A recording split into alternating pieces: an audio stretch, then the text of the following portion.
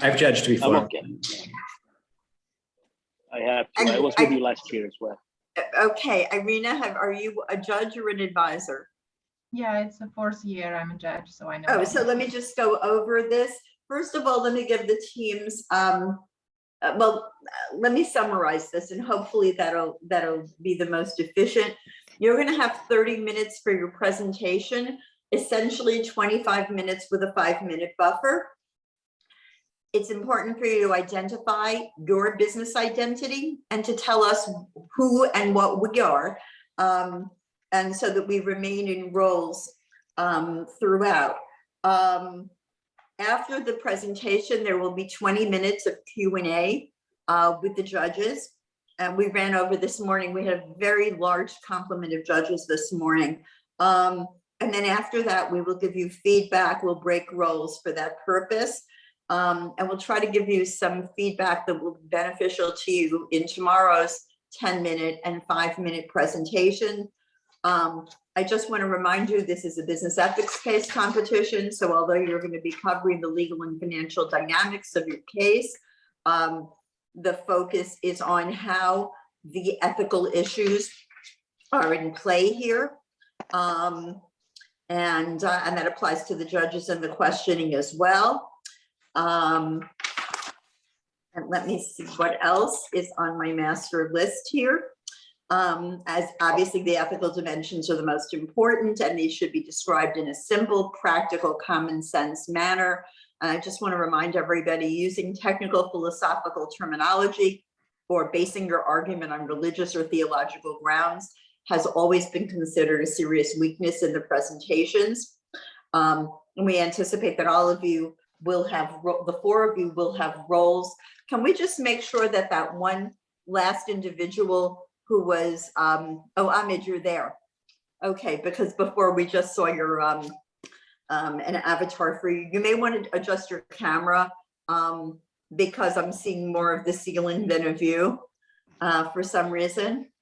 And I see our friend, our mentor, our leader, Professor White, and I think he wants to say a few words. Well, I just want to stop in and say hello. I wanted to thank everybody for doing this. Also, I believe we have the distinction of this as being the our most international judging panel. If I'm remembering correctly, Irina's in Poland and Ahmad's in Dubai. So we are, it's one of the great things about technology. We're able to do this. I don't want to impose too much. As I said, I just wanted to thank you for your generous participation in this. Most of you have done this for a number of years, so I'm always thrilled to see people carving out the time to do this one more time.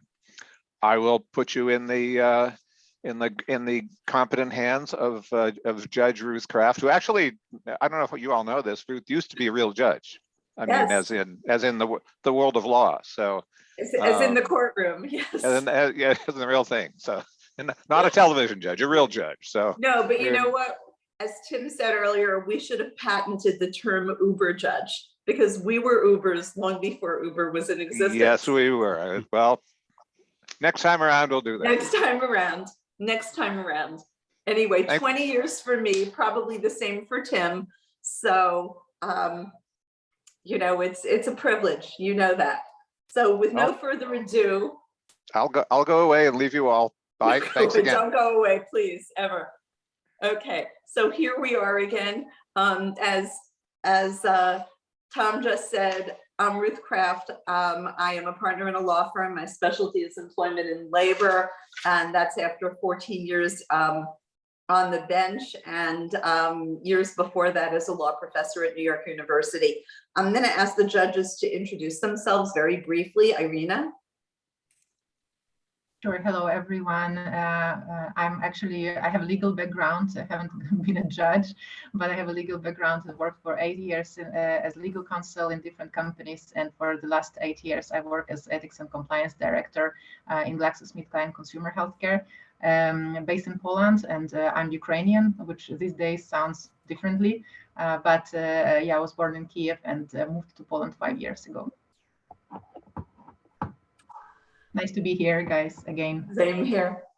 And my father was from Vaj, and my maiden name is Bogatirov, which should be symbolic to you because the gates of Kiev are the Bogatyr gates. Absolutely. Right, Jessica?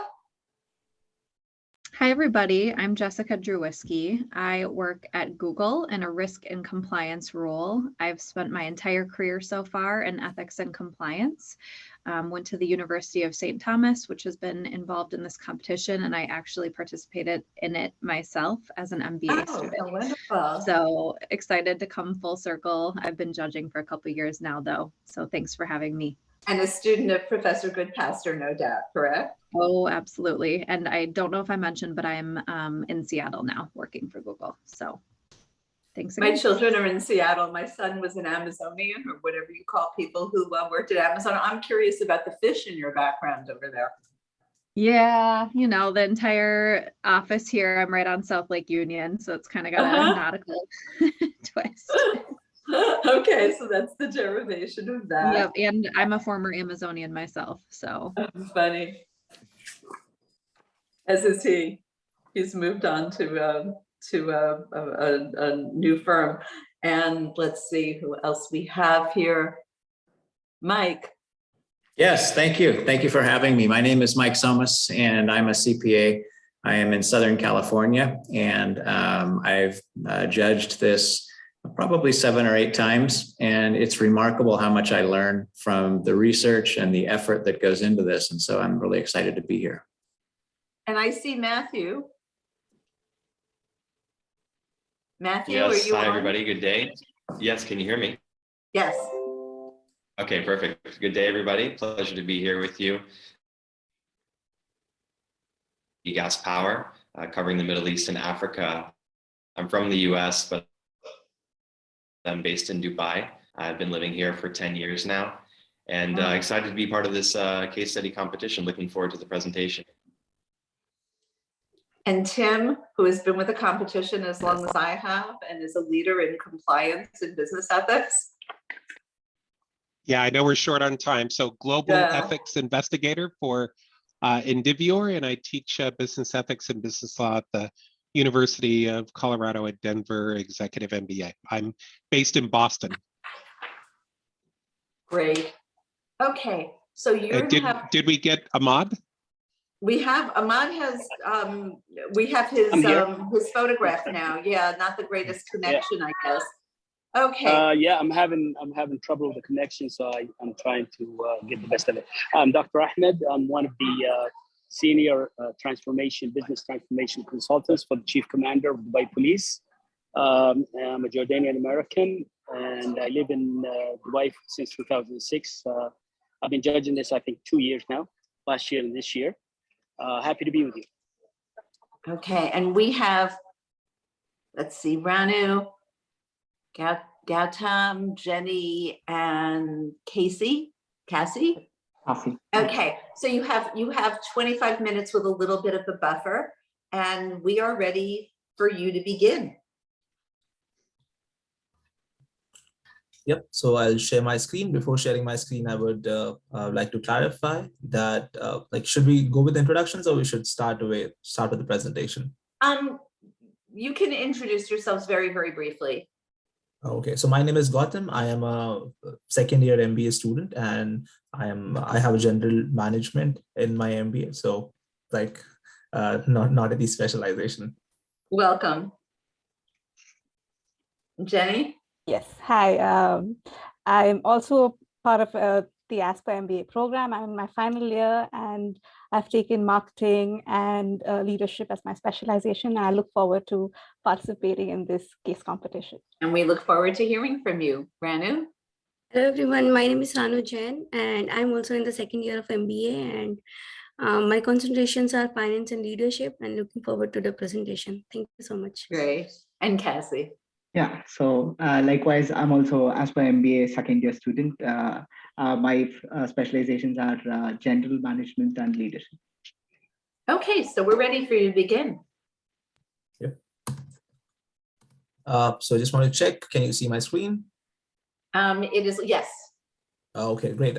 Before beginning the presentation, I would like to clarify that we are serving in the role of a consultant, And we expect the judges consider themselves as the board of directors. Okay, so I'll just begin. Hello, everyone. Today, our team, iQuad Consulting, will be addressing some potential challenges we foresee with Meta's leap into Metaverse. For the sake of clarity, we will be addressing you as Facebook throughout the presentation. Our team consists of Jenny, Ranu, me, Gautam, and Kasi, and it's our privilege to make this presentation to Facebook's board of directors. The concept of Metaverse is fascinating to your users. They view the new online space in which people's interaction can be more multidimensional, where they as users are able to immerse themselves in digital content rather than simply viewing it. They are excited by the fact that it is a digital universe which is made more lifelike by the use of virtual reality and augmented reality.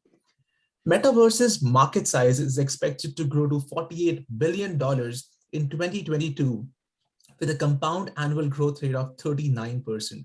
The gaming industry is expected to have the largest share of 39% in the pie.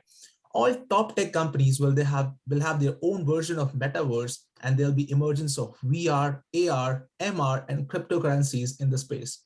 Facebook is on point with their strategy to enter the virtual world, and we want to make sure that you don't lose your market dominance.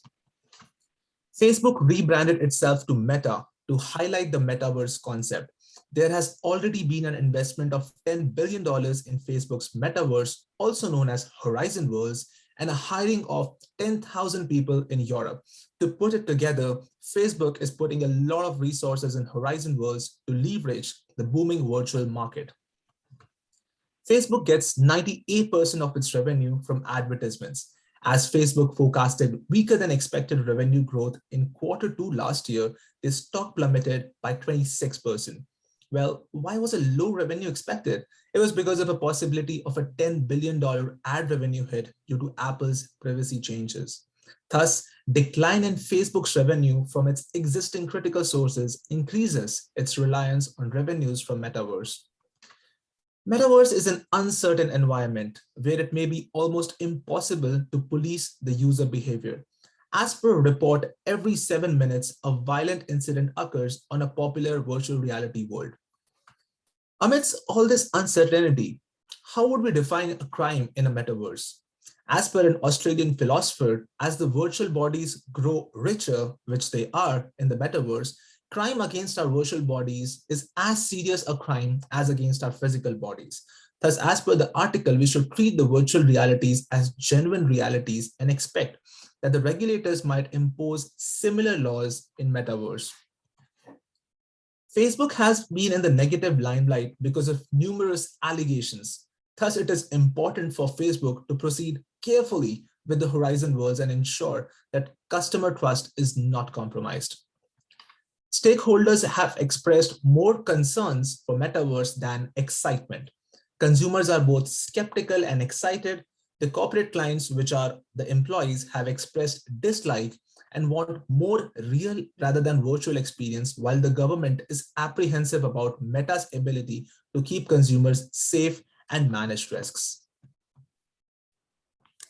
The problem statement that we're trying to address here is, how can Facebook ensure its parallel meta world is safe and ethical for its users?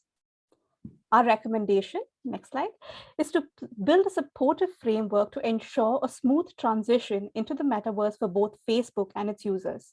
We address the challenges using a three-pronged approach by building a responsible platform through value realignment, provide consumer safety through awareness initiatives, and finally build a trustworthy leadership framework through industry-level collaborations. Let's dive a little deeper to understand the scope and magnitude of the metaverse issues. We will first review the ethical dimensions of the identified issue. There are four major ethical concerns raised by the metaverse: unethical data usage, consumer unawareness, consumer privacy, and conduct monitoring. The metaverse is a human rights dilemma. Consumers and regulatory bodies are concerned by the scope of these issues. The consumers are really concerned. They fear their psychological and behavioral data being captured and used unethically. A question we might want to consider is data harvesting actually unethical? Technically speaking, it is not. Data harvesting is a common action taken by brands and marketers to provide users with customized information. But the act becomes unethical when companies take it too far by not providing users with the transparency desired. This is exactly how Facebook fell short. People are not aware of what is being done with their data and how their data is being used. There's a conflict of interest when users are unclear. This is when data collection becomes an invasion of privacy, when the magnitude and process of data collection leaves users uninformed of the risk it entails. Users desire complete ownership of their own data on the platform. Users want to be in the know. Compared to Facebook's traditional social media platform, we understand that the metaverse platform can track individuals in a much more intimate manner. Immersive virtual experiences on Facebook would capture huge sets of data points from users. It will monitor physiological responses and biometric data, which includes facial expressions, vocal inflections, your blood pressure, heart rate, eye movements, and many more in real time while participants are in their metaverse. Meta's Oculus headset, which is used for the immersive experience, includes 4 external cameras, which will also be capturing live images of the user's room for mapping user movements. When questioned about the data capture, the Oculus spokesperson said, "We don't collect and store images or 3D maps of your environment on our servers today." The use of the word today makes it clear that the company is not ruling out anything in the future. Facebook's privacy strategy seems to commit to as little as possible in order to not limit what might be done in the future, and also as broad as possible to maximize legal wiggle room. A survey conducted in the US suggested that 55% of adults said they have major concerns about their personal data being tracked and misused in the metaverse. We understand this concern considering the frightening magnitude of personal details Facebook is capturing. The Social Media Privacy Protection and Consumer Rights Act requires companies to give consumers increased control over how their data is used. The act aims to improve the transparency of online platforms, strengthen consumers' options in the event of data breaches, and ensure the companies comply with privacy policies that protect consumers. But Facebook has had trouble complying with these consumer rights. Since the launch of the platform until today, Facebook has faced a lot of negative heat from consumers and the government for various allegations. Facebook has also been identified to pose some grave challenges with consumer conduct. Neena Jain Patel, a resident of Britain, was testing Facebook's metaverse platform in January this year. She recounts in a blog post, and I quote, "Within 60 seconds of joining, I was verbally and sexually harassed by 3 to 4 male avatars with male voices." Neena was left traumatized. Though not physically hurt, she was mentally traumatized and since then has been suffering from anxiety. This example is just one representative of a much larger problem with respect to conduct, from cyberbullying to stalking, harassment, child abuse, and many more. A similar experience was faced by another beta tester in November last year. But Facebook's community standard says we are committed to making Facebook a safe place. The content that threatens people has the potential to intimidate, exclude, or silence others and isn't allowed on Facebook. In response to the harassment incident, Facebook stated that they are working on improving the platform. But in the course of this change, the users and testers are significantly impacted psychologically. Current policies are allowing consumer conducts to remain unchecked in this domain. Consumers and users are concerned and fearful about Facebook's data usage policies. If these issues are left unchecked, they would cause a snowball effect for users, starting with data being compromised, data sold non-consensually, profile hacking, identity theft, privacy breach, and eventually mental trauma for users. Meta's row of unethical issues could lead to potential legal claims, which in turn will levy heavy financial penalties and eventually could impact the company's brand reputations. A tarnished brand would also see a significant drop in user adoption, impacting all vulnerable users of the metaverse. Kasi will now take us to the legal dimensions. Thanks, Jenny. So let us look into the legal dimensions and impacts of the unethical content. There are several laws and regulations related to current digital world and its operation. To highlight a few, the Cybersecurity Act of 2015, United States, which regulates organizations, deals with broader cyber crimes.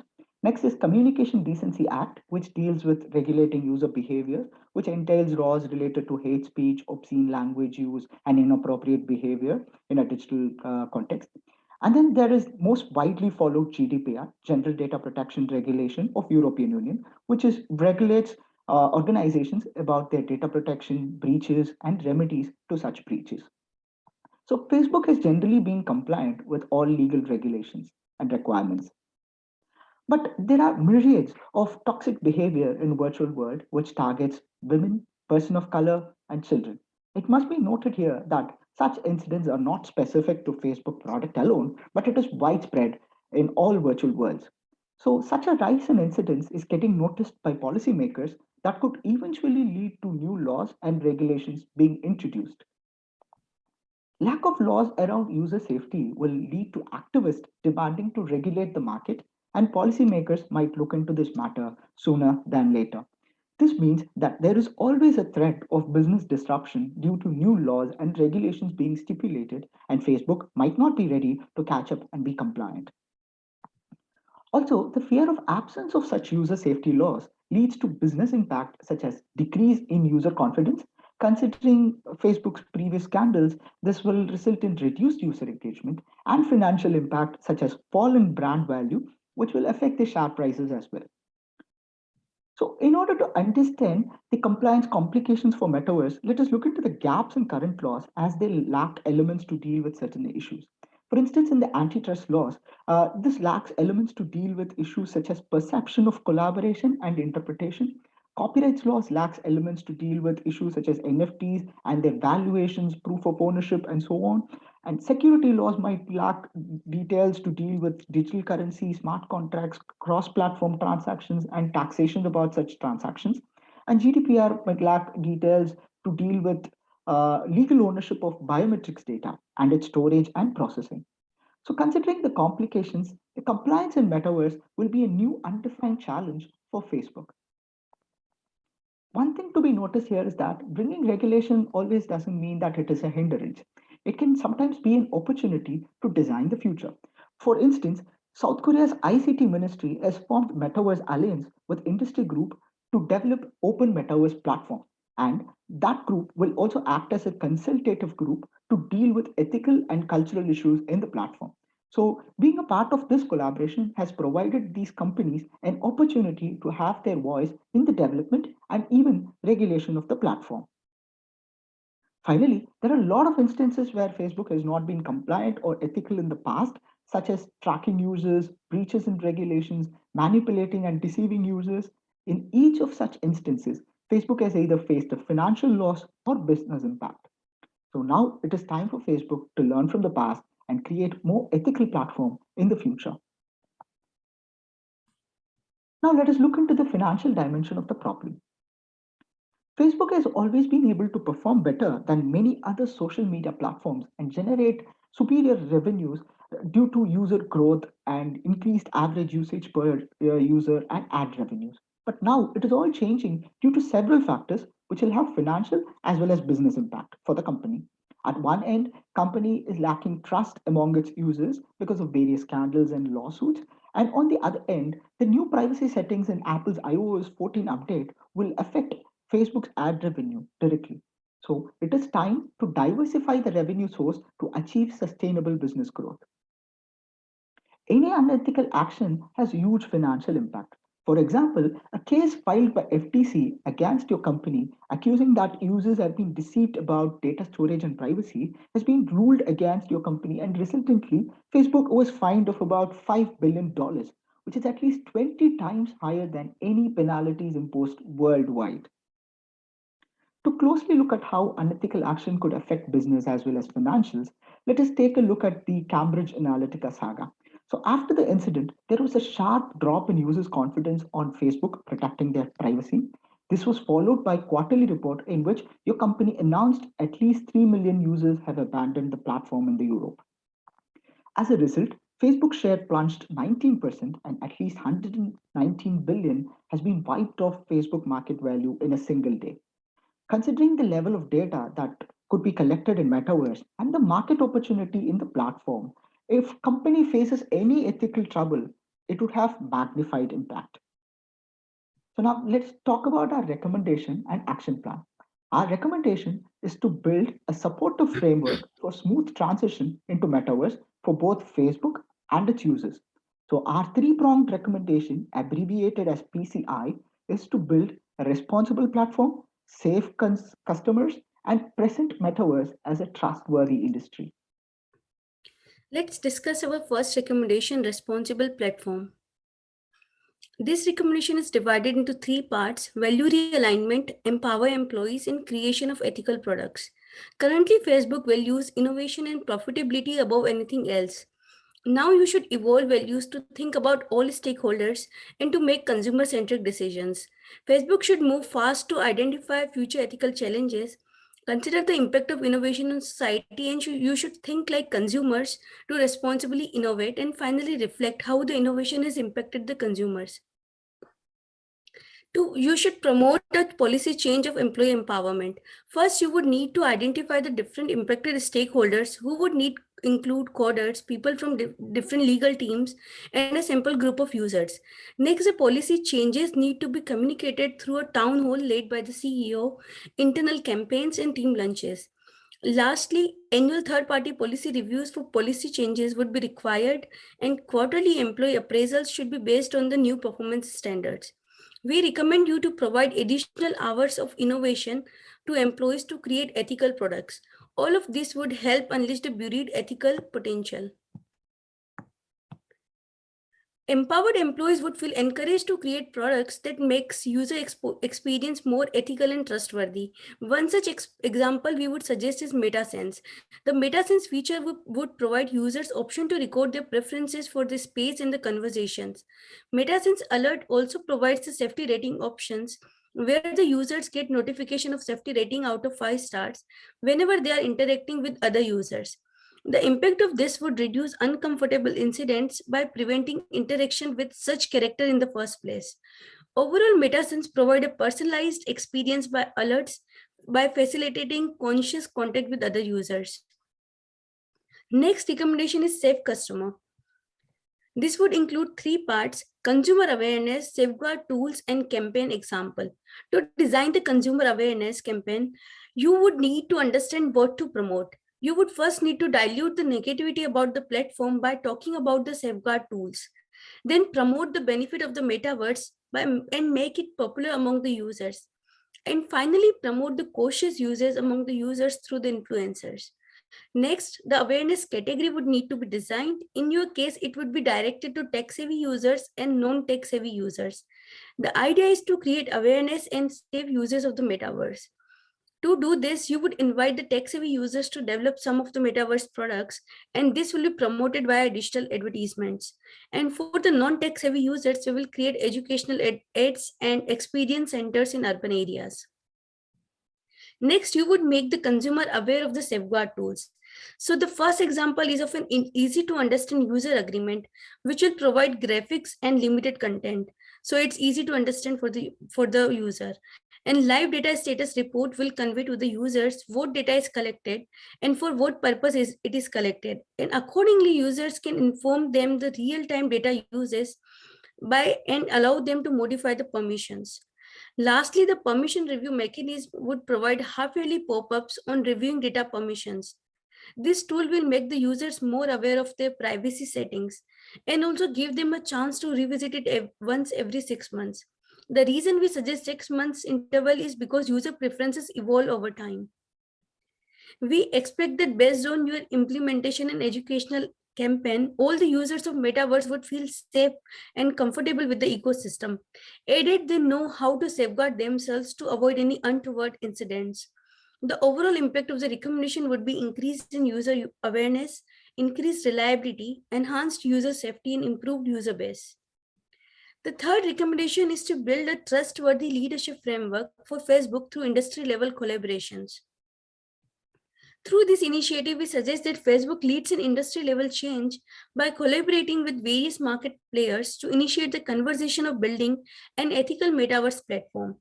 Facebook could collaborate with the gaming companies and top tech companies like Google, Apple, Amazon, and they would build a framework for an ethical metaverse through strong regulations and guidelines. Through this initiative, Facebook will lead the way in designing and promoting user safety. You may replicate models like the Consortium for Online Child Safety and Metaverse Alliance in South Korea to lead this change. To implement this idea, you would have to form a consortium that would serve as a guide to develop an ethical metaverse platform.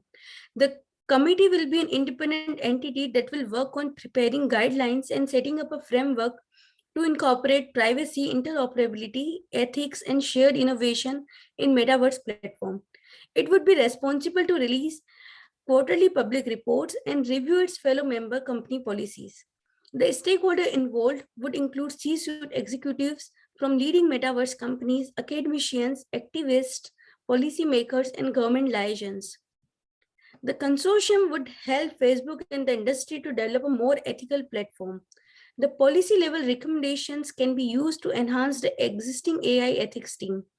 The ethics team can collaborate with consortium and adhere to the organization policy to ensure the functioning of the product is ethical.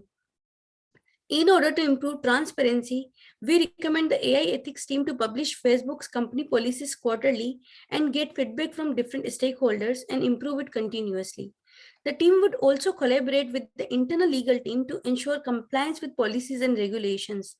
And finally, we recommend letting the public and lawmakers to be aware of the stories and impact of creating an ethical product. The impact of these initiatives would include improved user trust, transparency in the processes, and brand repositioning as ethical. We have estimated the timeline into two parts: time allocated to initial development and time allocated to ongoing processes. Under responsible platform, the process of value realignment would end by the Q3 of 2024. The process of empowering employees begin in Q4 of 22, which is followed by the creation of ethical products. Under the recommendation Safe Customer, consumer awareness planning would be done for the first 2 quarters, followed by the implementation of safeguard tools and consumer awareness Q3 of 22 onwards. Under trustworthy industry level collaboration would begin from Q3 of 23, followed by formation of consortium in Q2 of 24. An enhanced AI ethics team operations would begin from Q2 itself. We did anticipated the cost of all developments and initiatives, and as per our estimate, the total cost for the next 5 years will be around 30.60 billion. The biggest cost driving factor is providing innovation hours to employees to create ethical products. And if we look at the cost breakdown of each initiative, for responsible platform, additional hour devoted per employee for innovative development is account for 96%, whereas the biggest factor in the securing customer is the biggest factor for the safe customer. And in the trustworthy industry, cost is similar for both the initiatives. The success of the initiative could be measured by the increased user adoption rate, reduced legal cost, and increased brand equity. Overall, we predict the share price to rise by 8%, revenue by 23%. All the impacts together will result in increased stakeholder value. Any plan would have risks, and it is imperative to acknowledge them and take actions to mitigate them. Our top risk is resistance to trust, and there could be trust issues still clinging on with the users. In order to alleviate that, we suggest providing users the freedom and space to adopt the metaverse based on preference. Finally, to conclude, we try to address the problem statement. How will Facebook ensure parallel meta world is safe and ethical? Our solution is to build a supportive framework for smooth transition into metaverse for both Meta and its users. Our recommendation is built upon 3 pillars of responsible platform development, safe user enablement, and trustworthy industry leadership. As Facebook is striving to become a market leader in the metaverse space, it is crucial for them to realize the ramification of this innovation stride. We believe the insights and recommendations shared by us will encourage Facebook to be more ethical and mindful with their choices, keeping the metaverse consumer focused. Thank you for your time, and we are happy to answer any questions.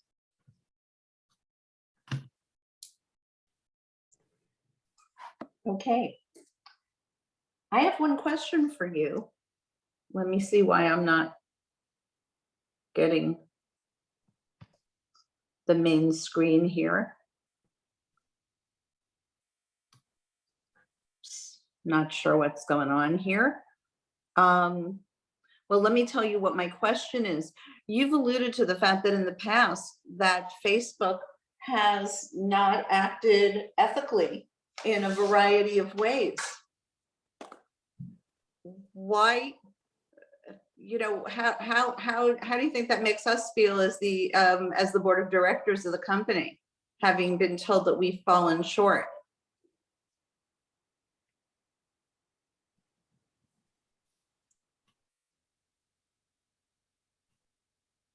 Kasi, would you like to go or should I step? Let me just ask our techie, Nick, is there a reason that we're still seeing the thank you Q&A page? Thank you very much. Here we go. And I don't know why. Your back camera is on. I'm glad. I know. I just realized that I'm trying to get it back. Okay, there we go. Great. So much for technology. Anyway, who would like to answer that one? Oh, maybe I can start and my teammates can answer. So we understand that it could be very difficult for us to hear that we have been unethical in the past, but it's not always the case that we were wrong from the beginning. Sometimes the media present the stories in a way which defames us and people view us in the light that we might not be right. But I think rather than thinking about that, whether we were right or not, I think we should take lessons from it and make sure that we are safeguarding ourselves, that such kind of incidents do not arise, for which we have given robust recommendations.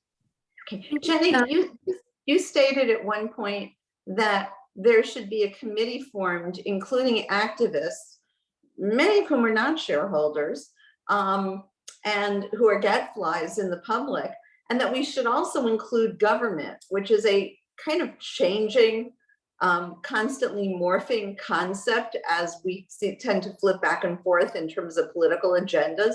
Why would we do that? Why would we bring other people into the decision making as opposed to controlling the message ourselves solely on behalf of the company and its shareholders?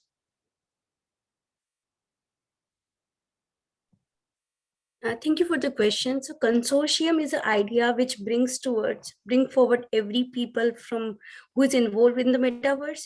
So we don't want Facebook to be sit on the back table. So we want Facebook to be front forward and come together. So if any policies are, because right now there are no laws in the regulation. So in the future, we are predicting that there will be laws which are similar to the current world. So we want Facebook to be part of any changes so that Facebook can be prepared upfront before any regulation changes comes, and also to bring forward the activists and those people. The reason is because they are the people like from the media or other people, they usually share some news. Even if Facebook has AI ethics team and they are taking the initiatives, but still at some places the transparency is missing. So to bring them forward, it will improve the transparency overall. Okay, Jessica, do you have any questions? I do, thank you. One is about your competitive landscape. So with this question about the consortium, first of all, how likely do you feel that your competitors will come to the table to collaborate about building a safe metaverse? And then can you tell me more about, I saw some logos flashed on the screen earlier, but as you answer, could you tell me a little bit more about who your competitors are in this space? I can take the question. So we believe our competitors are of different states. Like but major competitors would be the existing tech companies like Google, Microsoft, and gaming companies like Roblox and so on. The reason why we believe they would also be on board is that this is something of a very futuristic technology, and it's still very developing. And as we explained, like there are not many laws or regulations that are guiding this. It's completely unregulated right now, and everyone knows this, and it is a problem for every one of them. So ethical issue, maybe Facebook has been highlighted a lot in the media and people talk about it a lot. Doesn't mean that the other of our competitors are not facing this. So we believe that they also understand the difficulties in defining the ethical processes and so on. So as an industry, we want this to put forward so that this would create, this is just like the Web 3, as they say, Web 3.0.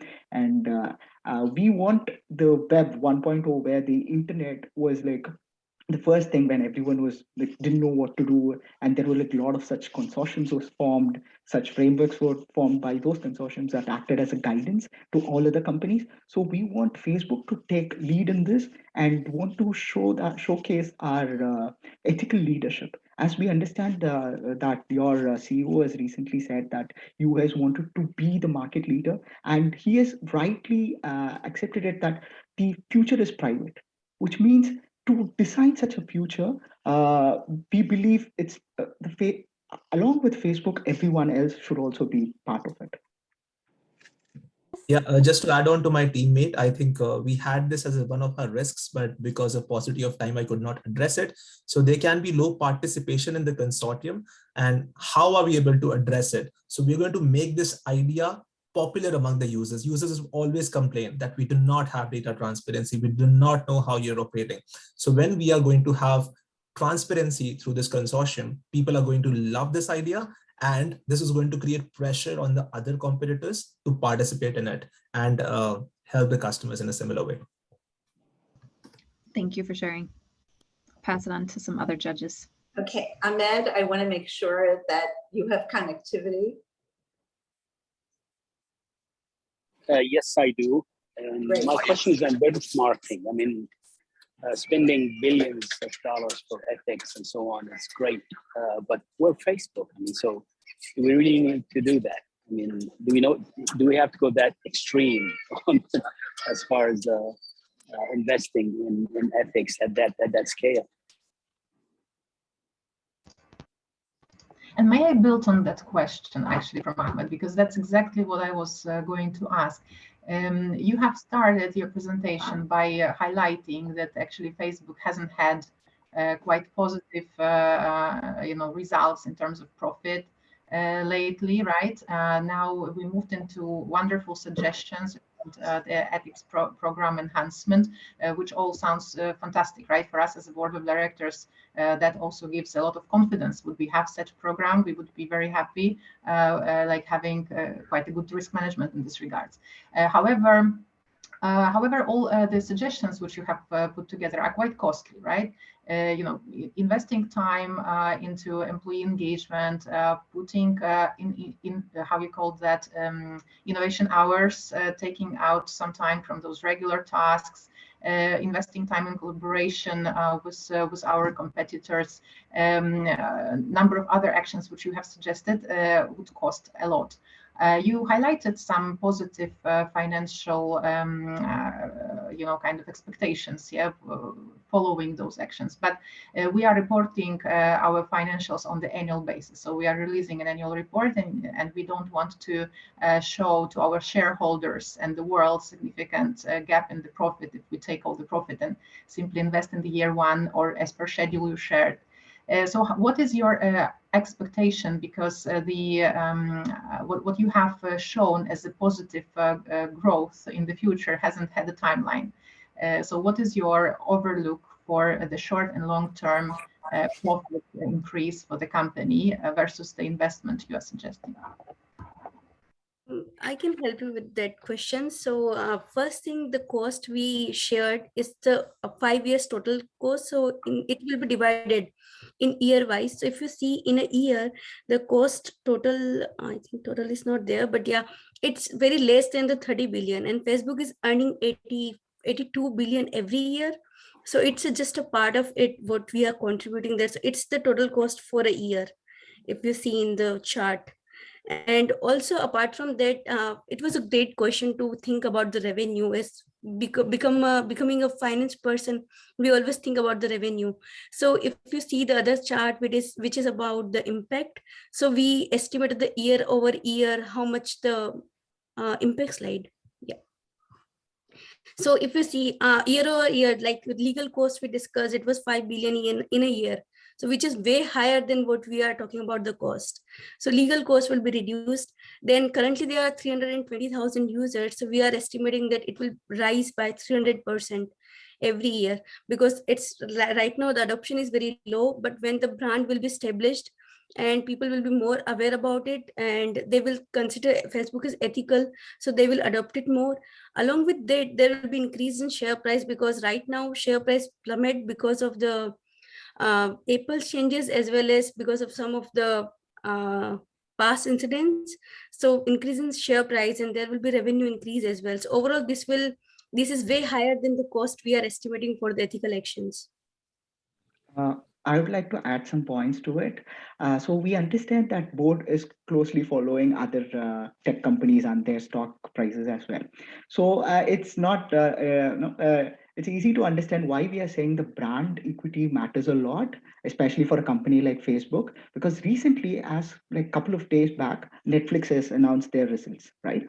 And just because of 200,000 of their subscribers have left the platform, and in future, like in the next quarter, they are expecting 2 million subscribers to leave the platform, their stock is down 35%. We understand that's a subscription based model and this is completely different business model, but everywhere the network effect to work for the Facebook, you need people to be part of the network. And when metaverse is something which is very new and the users are like, it is not still open to overall like worldwide users, and the users needs to join this platform. So we understand the brand equity matters a lot, and we are not we understand how big of an amount is $30 billion even for a company as like Facebook, but we have consciously decided that this much amount should be spent because it is not just about like we have money, we want to spend it, but it is like we want to completely change the image of Facebook to be much more ethical platform that users are very much willing to join, not because of like because everyone is there, I have to be there even though I don't want to be there. No, we don't want that for our users to feel like that. We want our users to enjoy. They want them to feel safe, and they want we want them to be part of this future technology. That's the Cassidy, reason. isn't that a little bit paternalistic? And I say that in light of Elon Musk and his takeover bid for Twitter, in which he seems to be arguing that nothing should be off limits in the freedom of expression of ideas. If you don't like something, if you think it's too violent, just get off the platform. Don't watch. You're advocating something that's quite the opposite. So how do you justify the paternalism of this, of the regulation? Maybe I can take it and then my teammates can add in. We do respect other leaders' viewpoint, but I think we too had a similar way of operating previously, and it certainly wasn't received very well by the media and the activists. So just to be cautious, because we understand our financial performance, it's not that great. And Metaverse probably is promising us good returns. So just we want to be sure that we are moving in a very safe way. In the future, probably what Elon Musk is saying, what other leaders are saying, will incorporate their views in the consortium, see what's feasible, because it's not just what one leader thinks, it's what multiple stakeholders think, regulators think, our users think, and then give the product to them. Okay, Mike, do you have any questions?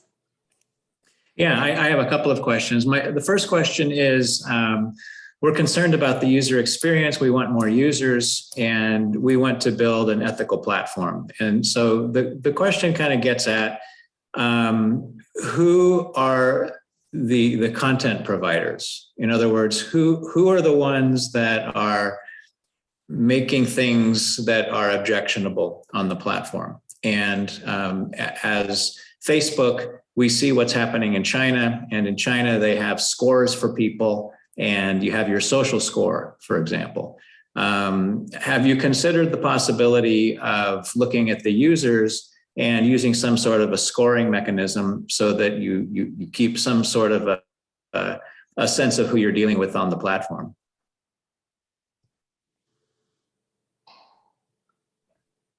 Yeah, so I can take a stab at that. We are introducing this, we are suggesting that through our value realignment and by empowering our employees, Facebook will be able to develop technologies like MetaSense. So MetaSense is a feature that allows users to navigate through the platform safely. And also through this feature, we are letting users be able to rate themselves, or the platform will rate themselves based on the experiences they've had with other fellow metaverse users. So if they have caused an unethical incident, there'll be a rating against them. So Facebook currently has a feature called a safe zone. So if an employee say I have an interaction with Gotham and I had an unpleasant experience, and if I move into the safe zone, so the MetaSense feature will ensure that a rating is given accordingly to the other person. So that way, this rating feature will ensure that users are put in the safe zone, and they are also given the boundary to interact with people who they're comfortable with. Just to add on that, we also understand that this feature might not be as extensive as like what example you just quoted to us, like the China, the rating and all those things. The reason why we have not gone to that far is that the way it works in China is different, whereas the way it works in North America is different. And if you want to have such kind of ratings, the level of data that we collect on every users would be enormous, and we don't think that users will appreciate such kind of data collection. Thank you. Thank you. If I could jump in here, thank you, iQuad Consulting, for the very thorough presentation. The one thing I wanted to ask about was the timeline. If you could flip to that page. Basically, it seems to me, while I appreciate a 5-year outlook, it seems to me to be a bit slow. Moving at the speed of technology and competitors. If you go to the page, it seems like the development of a lot of the ethical products doesn't even start to happen until 2024, a year and a half away. As we are currently in the process of developing Deep Horizons or other horizons, shouldn't this product be rolled out now iteratively? And shouldn't this development start now, is my point. The question is great. Yeah, we did think about making the shorter timeline, but you see some of the initiative are the bigger one. So we want first to change internally, then we want to move to the external parts. So if you see in the responsible platform, the activities is starting right now. And in the safe consumer also, consumer awareness and the safeguard tools are starting in the 22 itself. But for the trustworthy industry, so we are collaborating with different industries. So before making others ethical and building a world which is ethical, we want first ourselves to be ethical. So that's why our first 2 initiatives are focused on the Facebook itself internally, and we are starting all the processes. And I think everything is almost completed by the mid-quarter of 2024. If you see the light green timeline data, and after that, everything is improved development. So for example, in the safeguard tools, we have twice a year, we are giving the pop-up. So that's what it shows in the later time, but everything is developed till 24. And for the industry level collaboration, so we feel that by the mid of quarter 23, we are being ethical, internally value realignment is done, employees are empowered. After that, we are moving to the consortium thing, and then it will move till 2025. Yeah. Just to add to my teammate Ranu's comments, if you see the safeguard tools, they are beginning the quarter 3 of 2022, which includes live data status tracker, easy to understand user agreements, our suggestion, MetaSense. When we talk about creation of ethical work products, this is a byproduct of empowered employees. So when employees start to feel empowered, they are going to create ethical work products, which is going to be a chain effect throughout. So that's what we meant here. We're going to launch the safeguards tool as soon as possible. And that's also one of the risks we mentioned here that I couldn't cover. So if you see here, our business processes might get disrupted because we are infusing ethics in our processes, which might delay the processes. Just to keep a buffer, we want to have that cushion in our timelines.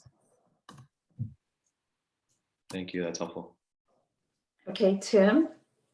I know we have less than 2 minutes, so I'll hand it to Jessica. Jessica, go. Okay, so although we have focused a lot on employees that will create a safe metaverse, it's my personal opinion that we should not understate the need for moderation and sort of a consistent review of the metaverse once it has launched. So rather than just focusing on build, I'm wondering how you are focusing and staffing and financially considering the ongoing maintenance needed, so that we're not just leaving the governance of this up to the users or the employees that are volunteering their time, but rather have a set governance model in place for it as well once it's launched.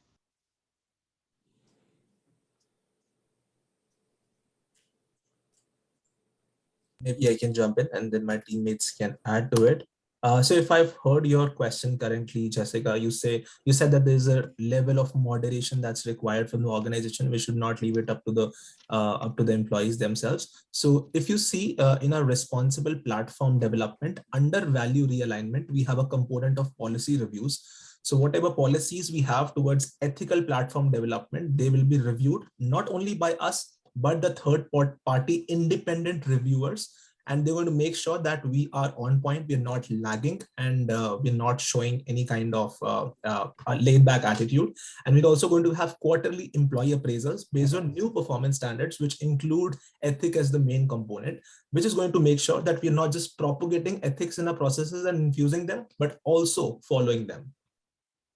Just to add upon that, we do understand that currently company has a lot of content moderation teams within the organization working at different regions. So the reason why we have not mentioned about the team but about the policy is that here we are trying to push for the cultural level change at the company. So rather than being focusing on the team, we want to highlight the policy level changes and how such reviews can help the company in a holistic manner. That's the reason why we have mentioned the policies rather than the teams.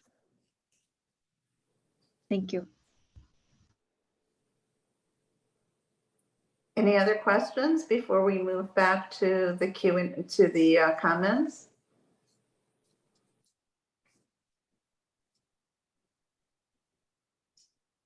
I'll take that as a no and close the record, as we say in the law. Okay, Tim, do you want to, I know you have to leave, so do you want to give the first feedback?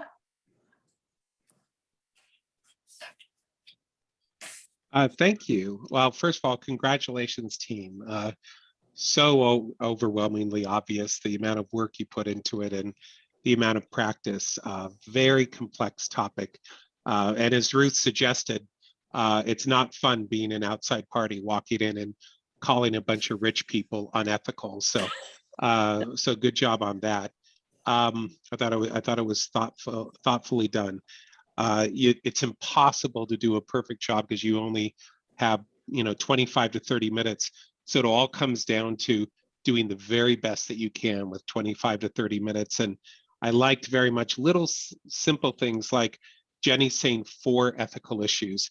It just helps the judges who are listening to things going so quickly that once we get to the 4th one, our mind knows to go to the next thing. And using the PCI, it really is helpful for busy executives who are busy thinking of what expensive people think about. Let's see. So I love the South Korea example. Perfect use of Cambridge Analytica at the right moment. I didn't have time for a question, but if I did, I was going to say, yay, I'm happy you're doing a safe thing, but I'm nervous we're giving away to our competitor because there's a population of people in the world who want a Wild West thing where it's not safe. And it's virtual, so it's okay, right? Even though that might include raping women and blah, blah, blah.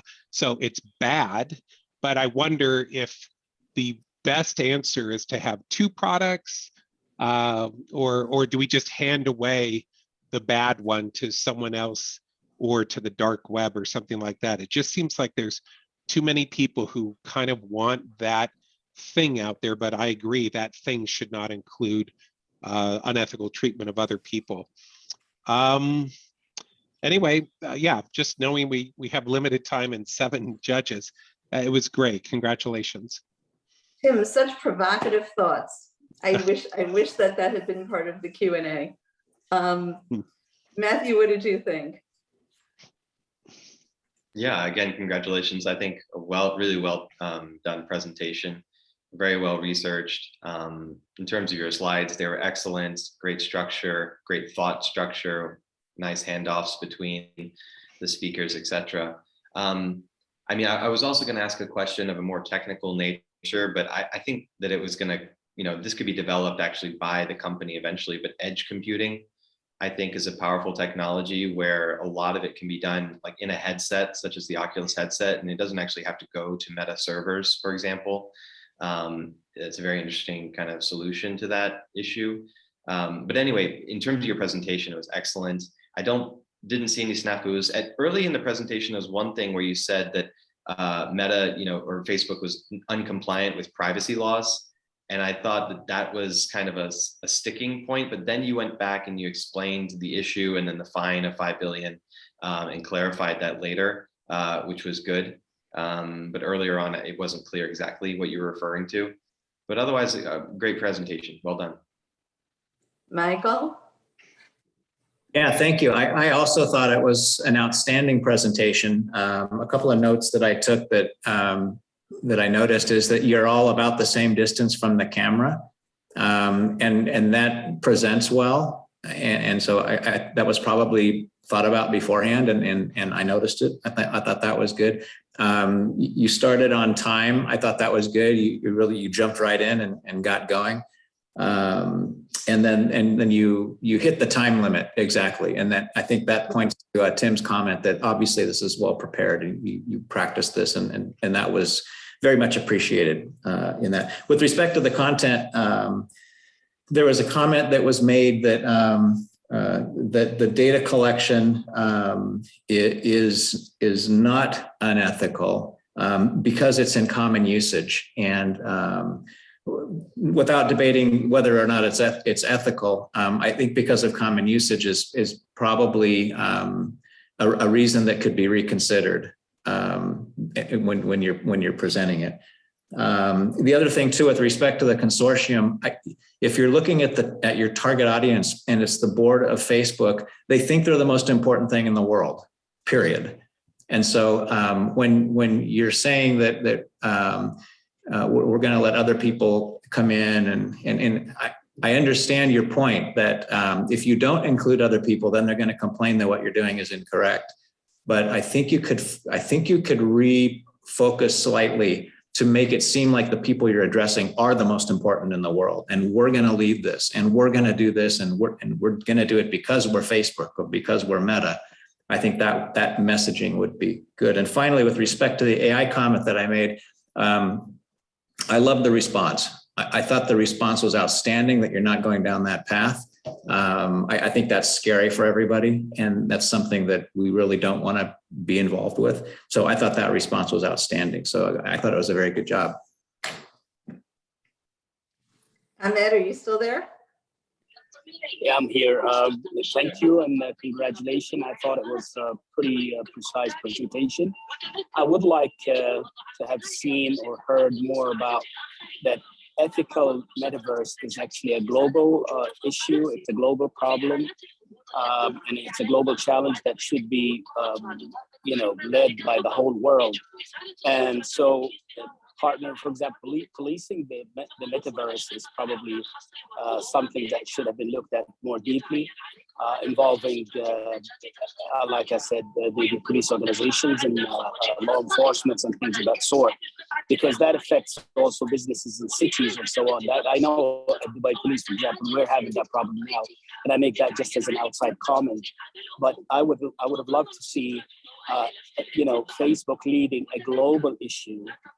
And I resonate what I just heard from Mike as well, that it should be led by the whole world, and Facebook being a major part of it. So I think a deep dive into that would have been a little bit more helpful. Thank you. I would have loved to hear more about South Korea. I know we were very limited on time here because it's such a complicated subject, but I want to go Google it now, no pun, about Google, Jessica, because, I thought that was so fascinating, that they have actually taken the lead on this, and that there's data available that might have enriched some of the discussion. This is a complicated subject. We have seen more Facebook presentations over the years, and every time we hear one, it's a slightly different issue, which shows you the evolution of the platforms and the technology and its implementation.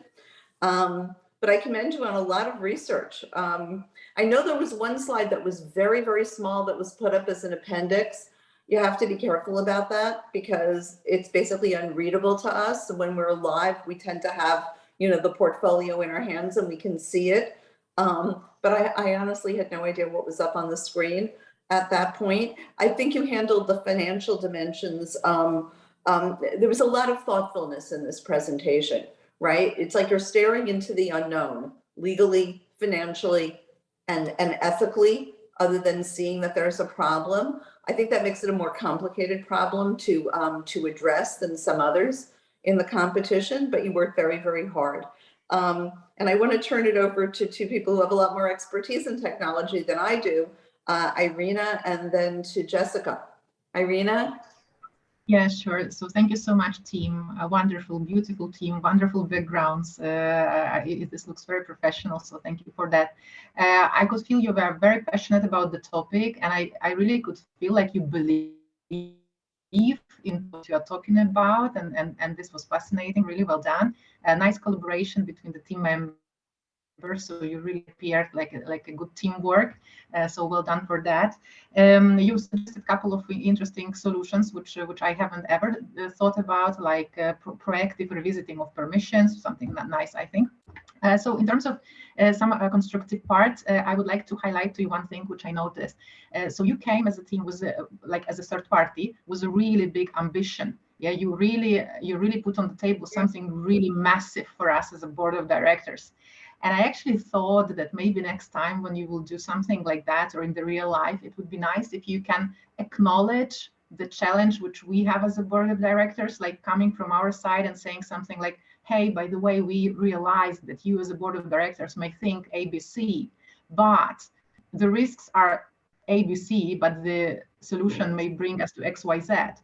So highlighting like things in the spirit of understanding, yeah, where we are coming from would be really nice. And you did this really well when you answered the question which I asked, because you actually brought us back to the core. You brought us back to the ethics, where actually then after your response, you think, okay, I mean, really, financials don't matter that much, but actually we are talking about such a big global good. Yeah, so well done for that as well. I actually found your slides showing a significant research which you have done, that tremendous research, really. The only thing which I was personally struggling a bit about, and maybe it's only me, the slides were really busy and you were talking really fast. So I was at some point finding it difficult to follow. So maybe actually in the bottom on the slides, you had this one sentence highlight, which was helpful for me at some point. So well done for that. But actually, I thought that maybe for the next time, you would consider putting on the slide less and talking to some core things which you really want to talk about. Maybe also for us as a board of directors to understand how you prioritize amongst all the suggestions which you raised. But overall, really great job. I enjoyed listening to you. Really well done. A fantastic presentation. Congratulations. And Jessica? I'll echo a lot of what has been spoken about your professionalism, how you look on screen, the background, your passion, solid communication skills, and handoffs. And that's very important in this environment. So good job there. I had a couple segments of feedback that I think are different from what you've heard, so I'll read those. The first segment, agree that it was a little bit fast and a lot on the slides. I think they were really good slides, but particularly just wanted to say as we buzzed through those, I was just worried that I was missing something, right, when we were going so fast. So just wanted to point out, take your time and maybe cut back on the slides so that we truly feel confident that we're digesting everything we need to. I think that's an important role of a board member, so nothing is missed. Wanted to talk about the ethics of data collection and your focus on transparency being the issue. I thought that was good and compelling. And then the Metaverse Alliance slide and the opportunity associated with regulation. That's not something that we hear a lot, is that there's opportunity in regulation possibly coming or preparing for regulation. So wanted to give you kudos on that. I think that's great phrasing that a board should be hearing more often. So thank you. The other thing presentation wise, I wanted to commend you on is the repetition of your strategy slide. So those 3 prongs, if that would have just been shown once, personally, I would have missed it or glossed over it. So the fact that it kept coming up again, it came right at the right moment when I was thinking, okay, which part are we talking about now? So nice job on that. And then finally, where I was going with the content moderation, Facebook has faced lawsuits about the wellness of their content moderators in the past and the PTSD associated with moderating social media platforms and content coming in. So just want to flag that for you as a consideration to possibly weave in as you're thinking about ethics, just the ethics of having users and or employees sort of policing some of the conduct and removing certain things or even staffing up for investigations, right? Or responding to bad things that happen on the platform. I just don't want you to underestimate that that could have some costs associated with it or some staffing or even trauma on the people doing that work. So looking for a specific call out to that might be a good idea as you go forward and you're talking about the implications of your strategy. So that's my feedback. Overall, great work. Just wanted to provide some additional feedback you might be able to loop in. Thank you, everybody, and good luck tomorrow in the 10-minute and in the 90-second competitions. And we wish you all the best as you finish your MBAs. I'm assuming in the next couple of months, correct? Thank Very you so good. much. Thank you so Pleasure. much. We appreciate all the Okay. feedback. And thank you to all our judges for participating. We have had the largest group of judges, I think, in years, and I think we're all enriched for it. Thank you so much Thank for you your so time. much for the Take care. Real quick before the participants leave, I'll just ask that you guys email Dr. White to let him know which participants plan on doing the presentations tomorrow morning and tomorrow afternoon. Yes, we have. Yes, we have already done it. Okay, all right. Very sounds good. Just wanted to Great. confirm. Great. Thanks, everybody. Thank you, Nick. Thank you. Thank you. Bye. We'll hopefully Bye. see you next year. Good luck. Thank you. Thank you.